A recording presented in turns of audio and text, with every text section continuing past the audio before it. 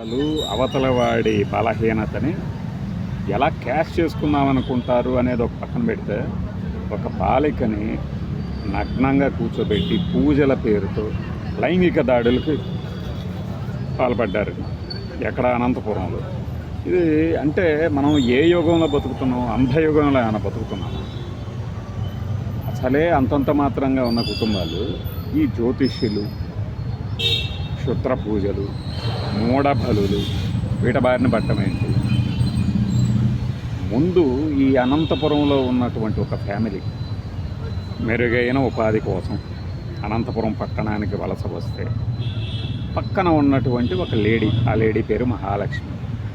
ఈవిడ వారిని ప్రొవోకేట్ చేసి, ఆ పాపని గనక పూజ చేస్తే నీకు కావాల్సిన అన్ని డబ్బులు వస్తాయి అన్నాడు. అన్ని డబ్బులే వస్తే ఈ మహాలక్ష్మి నిజమైన మహాలక్ష్మి అవ్వచ్చు కదా. అదే మనకు ఆలోచన రాదు, రానివ్వరు కూడా.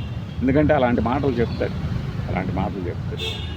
పూజలో కూర్చోబెట్టి ఆ బాలికని ఎవడో హేమంతట వాడు వచ్చి బట్టలిపదీసినటువంటి ఈ యువతి మీద ఏదో చేయబోయాడట బాలిక. ఇది జరిగి 6 నెలల క్రితం. దీని తర్వాత ఈ ఆగస్టు నెలలో మళ్ళీ ఈడు హేమంత్కి అడిగాడు. వాడి అయ్య కూడా వచ్చి పూజల పేరుతో, ఆ పేరు ఏదో సంతోషం ఏదో ఉంది దాంట్లో, ఈటీవీలో సరిగ్గా చూడలే నేను. మళ్ళీ ఆ అమ్మాయిని అదే రకంగా చేశారు. అంటే ఇది తల్లే అనిపిస్తుంది. బట్టలు తీసుకొని పూజలు చేస్తే డబ్బులు రాలుతాయా? ఏంటి నమ్మకం? అంటే ఈ మధ్య మనకి వెబ్ సిరీసులు, పనికి మాలిన 4 అక్షరాల సినిమాలు వచ్చిపోయినాయి కదా, అవి చూసి నిజంగానే ఉన్నాయి అనుకుంటున్నారు. ఒకవేళ ఉన్నాయే అనుకోండి, వాటితో మనం ఎందుకు పోవాలి? వాటిని నమ్మేవాళ్ళు అవి తిరగొడితే కూడా చచ్చిపోతారు, రకంగా కొన్ని చస్తారు అనే కథలు కూడా విని ఉంటారు కదా. ఆ రకంగా ఎందుకు ఆలోచించరు? ఇప్పుడు ఆ అమ్మాయిని అలా చేశారు. తండ్రి కొడుకులు వచ్చి తర్వాత ఇక్కడ కాదు అని చెప్పేసి మళ్ళీ వైఎస్ఆర్ కడప జిల్లాకి పోయారు. పోయి అక్కడ కూడా ఇలానే చేయబోతే, ఆ పాపకేదో అవబోతే వెంటనే కారులో ఇక్కడ కాదు ఇంకొక చోటకి వెళ్దాం మనం, అక్కడ పూజలు బాగా ఫలిస్తాయని చెప్పుకుంటాం. చుట్టుపక్కల లోకల్స్ చూసి పోలీసులకు ఫోన్ చేశారు. ఇదేదో కొంప మునిగే వ్యవహారం లాగా ఉంది. అప్పుడు పోలీసులు రంగప్రవేశం చేసి ఈ తండ్రి కొడుకులు ఇద్దరికి కలిపి లెఫ్ట్ అండ్ రైట్ ఇస్తే అసలు విషయం తెలిసింది. ఈ 4 మీద నాకు తెలిసి అసలు తల్లి మీద కూడా పెట్టాలి, పోక్సో కేసు పెట్టారట. ఏమవుతుంది నాకు తెలిసి, వాళ్ళు ఏం చెప్తారు కోర్టులో, మేము నమ్మాము ఇవి ఉన్నాయనుకొని, అంటే సరే వీళ్ళు అంధుల్లాగా ఉన్నారు, అంధజ్ఞానులు, వీళ్ళని పలానా సెక్షన్ కింద వదిలేద్దామనుకొని బెయిల్ ఇవ్వచ్చు. బెయిలిస్తే వీళ్ళు ఊరుకుంటారా? మళ్ళీ వస్తారు, ఇంకెవరినో పట్టుకుంటారు. అందుకే మన వీడియోలో తరచూ చెప్పేది, మనం మోసపోయేంత వరకు వాళ్ళు ఏదో ఒకటి చెప్తుంటారు. మోసపోయే వాళ్ళు ఉన్నంత వరకు మోసగిస్తూనే ఉంటారు. ఇది కాకపోతే ఇంకొకటి, ఇట్లా రకరకాలుగా వలలు, రకరకాల పూజల పేర్లు. ఇంకా కావాలంటే పక్కన వాళ్ళని ఒకళ్ళని తీసుకొస్తారు స్పెసిమెన్ లాగా, ఎగ్జాంపుల్స్ లాగా. వీళ్ళకి ఇలానే చేసాం అందుకనే చూడండి ఎలా వెలిగిపోతున్నారో అంటారు.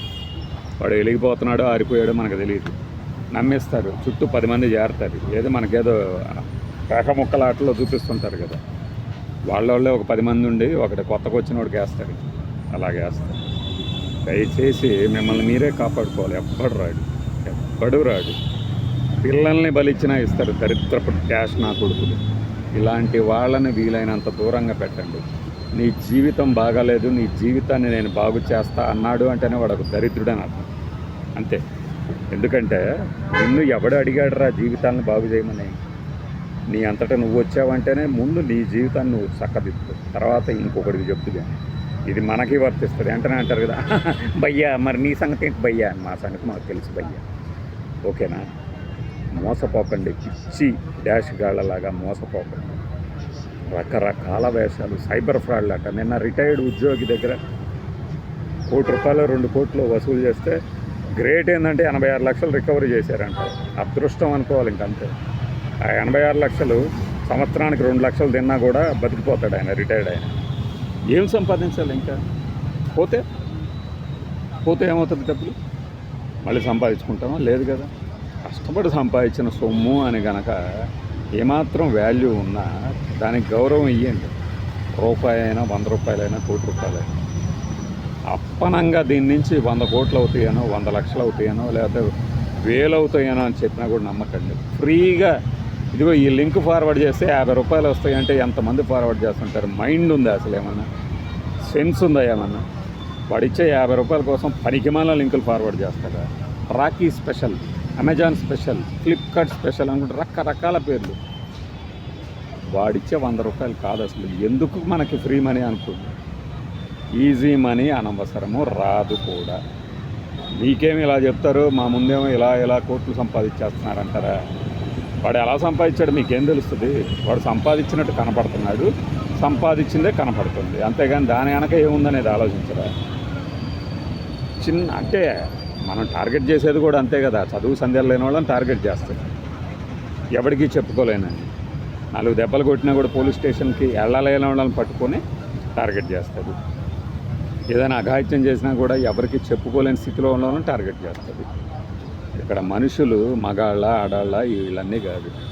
పూజల పేరుతో నువ్వు ఏదైనా ఒక యాగం చేపిస్తున్నానంటే ఏదో క్రతువుకి డబ్బులు అవసరం అవుతాయి అనుకోవచ్చు. బట్టలు ఇప్పుకొని పూజ చేస్తే డబ్బులు వస్తాయి అనుకుంటే నగ్నంగా కూర్చోడానికి ఖర్చు అవుతా? ప్రతివాడు చేస్తాడుగా. ఈ మాత్రం సెన్స్ లేదా? నమ్మరు. మంచి చెప్పేవాడి మాట ఎవ్వడూ నమ్మడు. అలానే ఎలాన్ మస్క్ చెప్తేనే నమ్ముతాడట ఒకడెవడు ఎలా బతకాలి అనేది.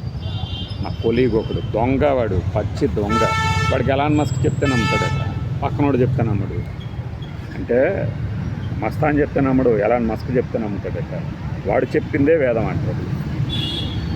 నీ వృత్తిగా నువ్వు ఎవరినైనా అవతలవాడి జీవితం తలకిందులు కాకుండా ఏదైనా చేయండి, అంతేగాని ఈ బాబా, అసలు బాబా ఏంటి? బాబా అవతార్ బాబా, జ్యోతిష్య ప్రముఖుడు ఏంటి? ఫలానా పూజ చేస్తే ఇలా అవుతుందని రుజువు ఏంటి? కేస్ స్టడీ తీయండి. నిజంగా అందులో సైన్స్ ఉందో లేదో చూడండి. అంటే ఈయన ఈ పూజలు చేయించాడు, ప్రతి ఇంట సిరలు కురిశాయి, ప్రూవ్ చేయమనండి. నగ్నంగా కూర్చోబెట్టి ఒక పిల్ల జీవితాన్ని నాశనం చేసి జైల్లో కూర్చోబెట్టాడు. ముందు తల్లిని కొట్టాలి, ముందు దవడ పగల కొట్టాలి. అంటే మేము అలా అనుకోలేదు. నువ్వు ఏమీ అనుకోవు. నువ్వు అజ్ఞానిగా బతకటం నీ కర్మ. అది మీ పిల్లలకు కూడా ఎందుకంటే చాలా అజ్ఞానాన్ని ఇవి పట్టవు మన వాళ్ళకి. ఎంతసేపు టాక్సిక్ ఎలా ఉంది, జగనన్న బాగున్నాడా, జగనన్న బయటకు వస్తే 1,00,000 మంది వస్తారా, మా బాబుగారి టాపు, ఇవే పడతాయి. అంతకు మించి వేరే పట్టవు. మంచిని చేతకంతనంగా చూస్తారు, అసమర్థతగా చూస్తారు. చెడుని మాత్రం హీరోయిక్. మర్చిపోయి ట్రెండ్ కూడా అదే కదా, చెడ్డగా బిహేవ్ చేయడమే హీరోయిజం అట.